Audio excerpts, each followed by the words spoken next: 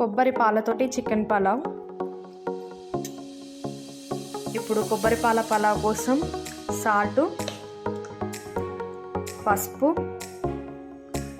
ఒక 3 స్పూన్స్ కారం, 1 స్పూన్ ధనియాల పొడి, అల్లం, ఒక చిన్న కప్పు వరకు పెరుగు,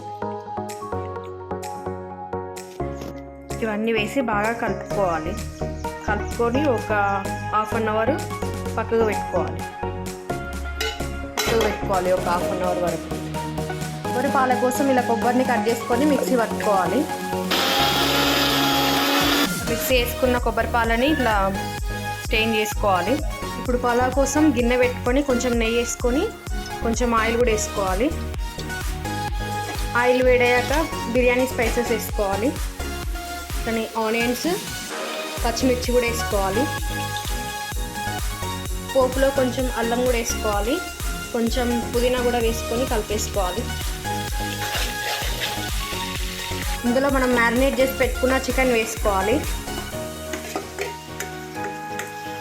మొత్తం కలుపుకోవాలి మంచిగా. కలుపుకొని ఒక 15 మినిట్స్ వరకు లో ఫ్లేమ్లో పెట్టి కుక్ చేసుకోవాలి. మధ్య మధ్యలో కలుపుకుంటూ ఇలా రావాలి. ఇప్పుడు కొంచెం చికెన్ మసాలా వేసుకోవాలి. అలానే పుదీనా, కొత్తిమీర కూడా వేసుకొని కలుపుకోవాలి. నేనైతే రైస్ ఒక హాఫ్ అన్ అవర్ ముందు నానబెట్టుకున్నా. ఒక గ్లాస్కి 2 గ్లాసుల కొబ్బరి పాల కోసం వేసుకొని ఇట్లా కలిపేసుకోవాలి. ఇప్పుడు ఒక గ్లాస్ రైస్కి 2 గ్లాసుల కొబ్బరి పాలు వేసుకోవాలి. ఇప్పుడు పోసుకున్న తర్వాత ఒకసారి టేస్ట్ చూసుకోవాలి. ఏదైనా తక్కువైతే ఇప్పుడు ఇలా మొత్తం కలుపుకొని ఒకసారి టేస్ట్ చూసుకోవాలి. ఉప్పు, కారం ఏదైనా తక్కువైతే మళ్ళీ వేసుకోవచ్చు. ఇప్పుడు మూత పెట్టుకొని ఒక 15 మినిట్స్ వరకు లో టు మీడియం ఫ్లేమ్లో కుక్ చేసుకోవాలి. మధ్యలో ఒకసారి